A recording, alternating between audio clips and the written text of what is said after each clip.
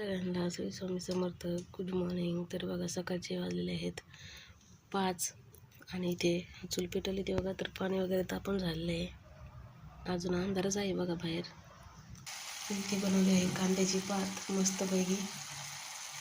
तर काल आणली बघा वावरातून. इथे बनवली आहे शेपूची भाजी.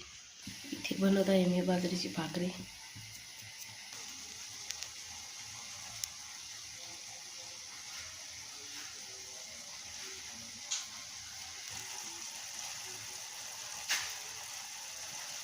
झाले तर प्रमाणे भाकरी ज्वारीची केली.